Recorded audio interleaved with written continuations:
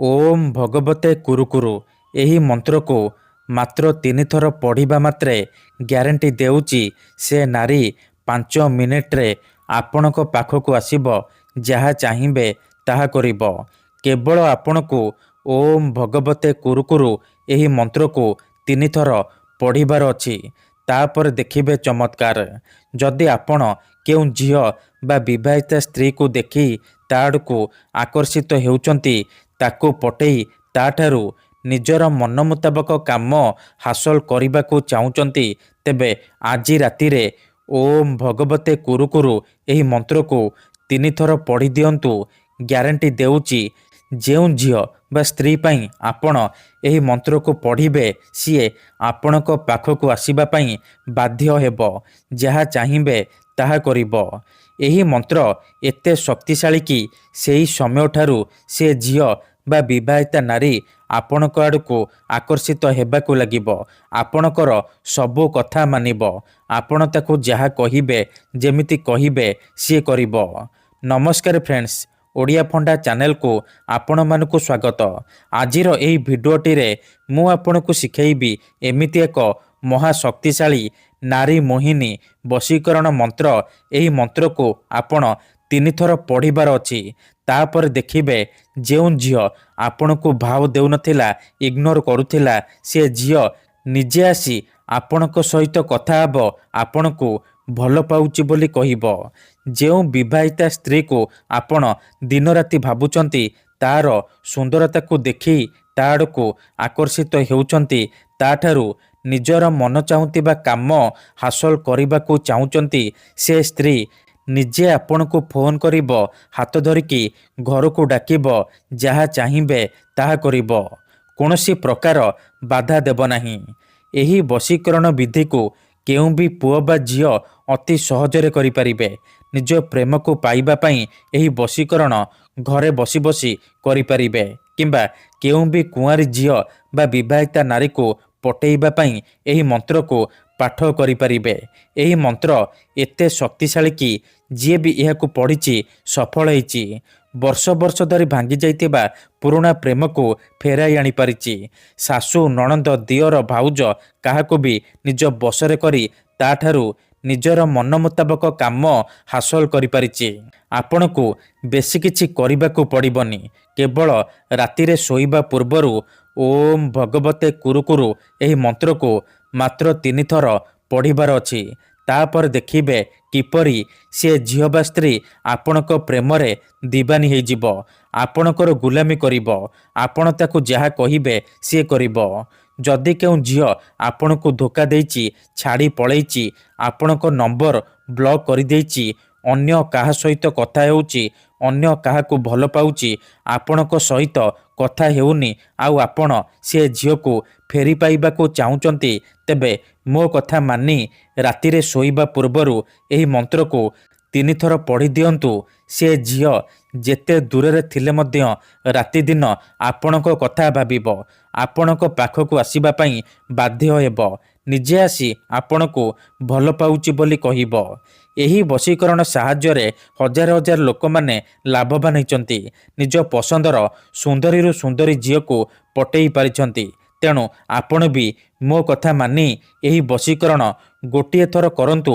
Guarantee ଦେଉଛି ଯେଉଁ ଝିଅ ବା ସ୍ତ୍ରୀ ଉପରେ ଏହି ବଶୀକରଣ ପ୍ରୟୋଗ କରିଦେବେ, ସିଏ ଆପଣଙ୍କ ପ୍ରେମରେ ଦିବାନୀ ହେଇଯିବ, ଆପଣଙ୍କର ଗୁଲାମୀ କରିବ। ଆପଣ ତାକୁ ଯାହା କହିବେ, ଯେମିତି କହିବେ ସିଏ କରିବ। ତେବେ ଏହି ବଶୀକରଣ ଆପଣ କିପରି କରିବେ, କେମିତି କରିବେ, ମୁଁ ଆପଣଙ୍କୁ ଶିଖେଇବି। ଜାଣିବା ପାଇଁ ଭିଡ଼ିଓଟିକୁ ଶେଷ ପର୍ଯ୍ୟନ୍ତ ଦେଖନ୍ତୁ। ଅଧାରୁ ଛାଡ଼ିକି ପଳେଇଲେ କିମ୍ବା କାଟି କାଟି ଦେଖିଲେ ଆପଣ କିଛି ବି ବୁଝିପାରିବେନି। ପରେ କମେଣ୍ଟ କରିବେ, ଗୁରୁଜୀ ଆପଣଙ୍କର ମନ୍ତ୍ର କାମ କରୁନି। ଦେଖନ୍ତୁ, ଯେଉଁପରି ଆପଣ ଭଗବାନଙ୍କୁ ମାନୁଛନ୍ତି, ଭଗବାନଙ୍କ ଉପରେ ବିଶ୍ୱାସ ରଖିଛନ୍ତି, ନିଜର ସବୁ ଦୁଃଖ କଷ୍ଟ ଅସୁବିଧା ଭଗବାନଙ୍କୁ ଜଣାଉଛନ୍ତି, ଯଦି ସେ ଅସୁବିଧାର ସମାଧାନ ନ ହେଲା, ତାର ମାନେ ନୁହେଁ କି ଭଗବାନ ନାହାନ୍ତି। ସେହିପରି ମନ୍ତ୍ର ତନ୍ତ୍ର ହୁଏ, ବଶୀକରଣ କାମ କରେ, କିନ୍ତୁ ଏହାକୁ ଆପଣଙ୍କୁ ସିଦ୍ଧ କରିବାକୁ ପଡ଼ିବ। ପ୍ରୟୋଗ ବିଧିକୁ ଠିକ୍ ଭାବରେ କରିବାକୁ ପଡ଼ିବ। ମୁଁ ଆପଣଙ୍କୁ ଯେମିତି ଶିଖେଇବି, ଆପଣଙ୍କୁ ଠିକ୍ ସେହିପରି କରିବାକୁ ପଡ଼ିବ। ତେବେ ଯାଇ ମୁଁ ଆପଣଙ୍କୁ ଗ୍ୟାରେଣ୍ଟି ଦେଉଛି ଆପଣ ଯେତେ ସୁନ୍ଦରୀ ଝିଅ ବା ସୁନ୍ଦରୀ ଭାଉଜକୁ ଚାହିଁବେ ପଟେଇ ପାରିବେ। ତାଠାରୁ ନିଜର ମନ ମୁତାବକ କାମ ହାସଲ କରିପାରିବେ। ତେଣୁ ମୋର ଆପଣମାନଙ୍କୁ ଅନୁରୋଧ କି ମନରେ କୌଣସି ଖରାପ ଉଦ୍ଦେଶ୍ୟ କିମ୍ବା କୌଣସି ଖରାପ କାମ ପାଇଁ ଆପଣ ଏହି ମନ୍ତ୍ରକୁ ପାଠ କରିବେନି। କାହିଁକି ନା ଏହି ମନ୍ତ୍ରର କୌଣସି ପ୍ରକାର କାଟ ନାହିଁ। ଯେଉଁ ଝିଅ ବା ବିବାହିତା ନାରୀ ଉପରେ ଏହି ମନ୍ତ୍ରକୁ ପାଠ କରିଦେବେ ସିଏ ସେହି ସମୟଠାରୁ ଆପଣଙ୍କ ଆଡ଼କୁ ଆକର୍ଷିତ ହେବାକୁ ଲାଗିବ, ଆପଣଙ୍କୁ ଭଲ ପାଇବାକୁ ଲାଗିବ। କେବଳ ରାତିରେ ଶୋଇବା ପୂର୍ବରୁ ଓମ୍ ଭଗବତେ କୁରୁକୁରୁ ଏହି ମନ୍ତ୍ରକୁ ମାତ୍ର 3 ଥର ପଢ଼ିବାର ଅଛି। ତାପରେ ଦେଖିବେ ଚମତ୍କାର। ତେବେ କିପରି ଆପଣ ମନ୍ତ୍ରକୁ ପଢ଼ିବେ, କେମିତି ପଢ଼ିବେ ମୁଁ ଆପଣଙ୍କୁ ଶିଖେଇବି। ଜାଣିବା ପାଇଁ ଭିଡ଼ିଓଟିକୁ ଶେଷ ପର୍ଯ୍ୟନ୍ତ ଦେଖନ୍ତୁ। ବିଧିଟି ଜାଣିବା ପୂର୍ବରୁ ଗୋଟିଏ ଛୋଟିଆ କଥା ଜାଣି ରଖନ୍ତୁ। ବଶୀକରଣ କ'ଣ ପାଇଁ କରାଯାଏ? ଯେତେବେଳେ ଆପଣ କାହାକୁ ନିଜଠାରୁ ଅଧିକ ଭଲ ପାଉଛନ୍ତି, ତା ବିନା ବଞ୍ଚିପାରିବେନି ଭାବୁଛନ୍ତି, ସେତେବେଳେ ଆପଣ ବଶୀକରଣ କରିପାରିବେ। କିମ୍ବା ଯଦି କେଉଁ ଲୋକ ବିନା କାରଣରେ ଆପଣଙ୍କୁ ହଇରାଣ କରୁଛି, ଆପଣଙ୍କର ଘର ପରିବାର ଉପରେ ଖରାପ ନଜର ପକାଉଛି, ଆଉ ଆପଣ ଚାହିଁକି ବି ତାର କିଛି କରିପାରୁନାହାନ୍ତି, ସେତେବେଳେ ଆପଣ ବଶୀକରଣ କରିପାରିବେ। କାହିଁକି ନା କେତେଥର ଏମିତି ହେଇଥାଏ କି ଆମର ଶତ୍ରୁ ପଇସାରେ ଆଉ ଶକ୍ତିରେ ଆମଠାରୁ ବଳବାନ ହେଇଥାଏ, ଆଉ ଆମେ ଚାହିଁକି ବି ତାର କିଛି କରିପାରୁନାହୁଁ। ଏହିପରି ପରିସ୍ଥିତିରେ ଆପଣ ବଶୀକରଣ କରିପାରିବେ ଆଉ ନିଜ ପସନ୍ଦର ସୁନ୍ଦରୀ ଝିଅକୁ ପଟେଇ ପାରିବେ, ଶତ୍ରୁକୁ ହାତ ମୁଠାରେ ରଖିପାରିବେ। ଏଥିପାଇଁ ଆଜିର ଏହି ଭିଡ଼ିଓଟିରେ ମୁଁ ଆପଣଙ୍କ ପାଇଁ ଆମର ତନ୍ତ୍ରଶାସ୍ତ୍ରରୁ ଏମିତି ଏକ ସହଜ ଘରୋଇ ନାରୀ ମୋହିନୀ ବଶୀକରଣ ନେଇ ଆସିଛି। ଯଦି ଆପଣ ଏହି ବଶୀକରଣ ଠିକ୍ ଭାବରେ କରିଦେଲେ, ମୁଁ ଆପଣଙ୍କୁ ଯେମିତି ଶିଖେଇବି ଆପଣ ଠିକ୍ ସେହିପରି କରିଦେଲେ, ତେବେ ମୁଁ ଆପଣଙ୍କୁ ଗ୍ୟାରେଣ୍ଟି ଦେଉଛି ଆପଣ ଯେତେ ସୁନ୍ଦରୀ ଝିଅ ବା ବିବାହିତା ନାରୀକୁ ଚାହିଁବେ ଅତି ସହଜରେ ପଟେଇ ପାରିବେ। ତାଠାରୁ ନିଜର ମନ ମୁତାବକ କାମ ହାସଲ କରିପାରିବେ।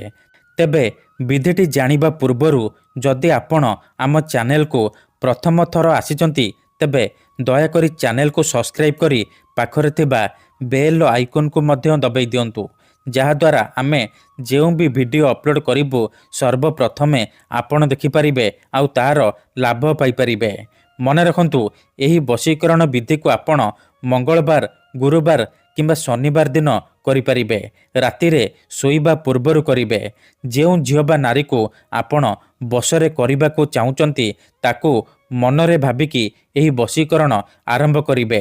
ବିଧିଟି କରିବା ପୂର୍ବରୁ ଭଲ ଭାବରେ ହାତ ଗୋଡ଼ ଧୋଇକି ସଫା ବସ୍ତ୍ର ପିନ୍ଧିକି ନିଜ ବିଛଣାରେ ବସିକି ଏହି ବଶୀକରଣ କରିବେ।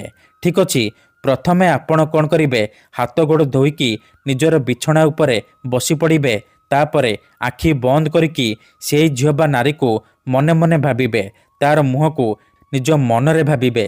ତାପରେ 5 ଥର ସେ ଝିଅର ନାମ କହିବେ। ତାପରେ ଓମ୍ ଭଗବତେ କୁରୁକୁରୁ, ଓମ୍ ଭଗବତେ କୁରୁକୁରୁ, ଓମ୍ ଭଗବତେ କୁରୁକୁରୁ, ଏହିପରି ଏହି ମନ୍ତ୍ରକୁ 3 ଥର ପଢ଼ିଦେବେ। ପ୍ରଥମେ ଆପଣ ଝିଅର ନାମ 5 ଥର କହିବେ। ତାପରେ ଓମ୍ ଭଗବତେ କୁରୁକୁରୁ ଏହି ମନ୍ତ୍ରକୁ 3 ଥର ପଢ଼ିଦେବେ। ଏତିକି କରିସାରିବା ପରେ ଆପଣ ଶୋଇପଡ଼ିବେ। ରାତି ସାରା ସେ ଝିଅ ବା ସ୍ତ୍ରୀ ଉପରେ ପ୍ରଭାବ ପଡ଼ିବା ଆରମ୍ଭ ହୋଇଯିବ। ସିଏ ଆପଣଙ୍କ ଆଡ଼କୁ ଆକର୍ଷିତ ହେବାକୁ ଲାଗିବ। ଧନ୍ୟବାଦ।